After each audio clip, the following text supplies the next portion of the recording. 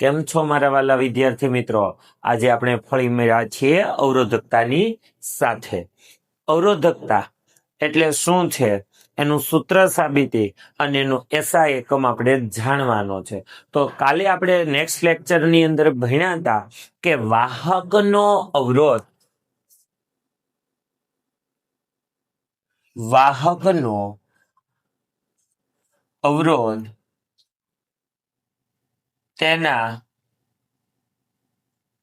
તેની લંબાઈના સમપ્રમાણમાં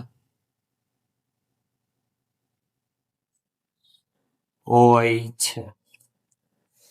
વાહકનો અવરોધ એટલે આર, ચલે છે લંબાઈ. સમીકરણ નંબર 1. વાહકનો અવરોધ તેના લંબાઈના સમપ્રમાણમાં, એટલે ઈ આપણને ખબર પડી જાય કે લંબાઈ વધે તો અવરોધ વધે છે. હેતુલક્ષીમાં પ્રશ્ન પૂછી શકે કે વાહકની લંબાઈ જો બમણી કરવામાં આવે તો અવરોધ કેવો થઈ જાય? બમણો. ખાસ કરીને વિદ્યાર્થી મિત્રો યાદ રાખજો, વાહકનો અવરોધ લંબાઈના સમપ્રમાણમાં હોય અને વાહકની અવરોધ તેના ક્ષેત્રફળના વ્યસ્ત પ્રમાણમાં હોય છે. એના ક્ષેત્રફળના વ્યસ્ત પ્રમાણ, તો વાહકનો અવરોધ એના ક્ષેત્રફળના વ્યસ્ત પ્રમાણમાં હોય. સમીકરણ નંબર 2. સમીકરણ 1 અને 2 ને ભેગા કરતા અથવા સમન્વય કરતા, તો સમી 1 અને 2 ને ભેગા કરતા સમીકરણ 1 એટલે કે આર ચલે છે એલ છેદમાં એ. ચલે છે દૂર કરો તો આવું થશે, આર બરાબર અચળાંક ગુણ્યા એલ ના છેદમાં એ.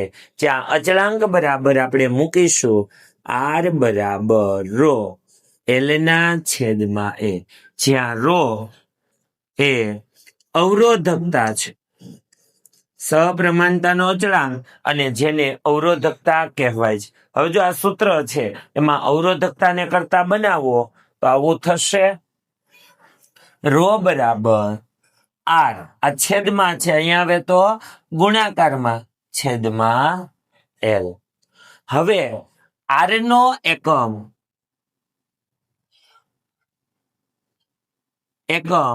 કાલે આપણે ભણ્યા એ પ્રમાણે ઓહમ.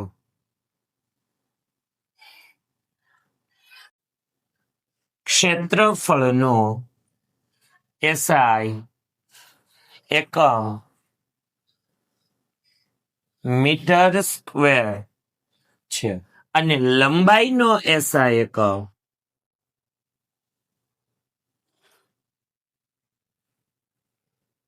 મીટર છે.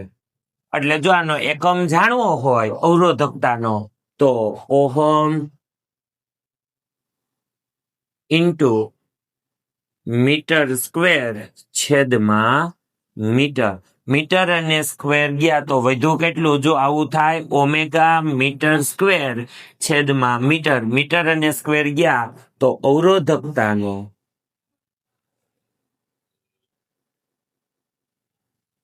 એસઆઈ એકમ ઓમેગા મીટર છે. ઓમેગા મીટર છે, યાદ રાખજો. મીટર અને મીટર સ્ક્વેર જાય તો વધે કેટલું? Omega metre. સમજાય? હવે અવરોધકતાની વ્યાખ્યા જોઈએ.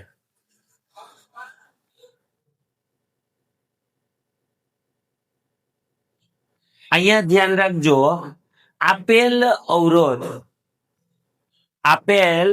અવરોધના સ્ટોપ કરજો ને, અવરોધકતા એકમ લંબાઈ એકમ ક્ષેત્રફળ દીઠ વાહકના અવરોધને અવરોધકતા કહેવાય છે.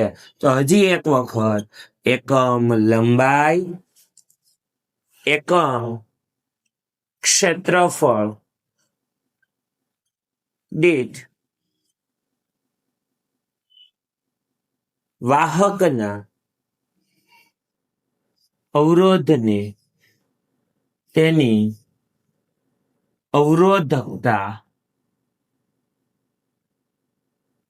કહે છે.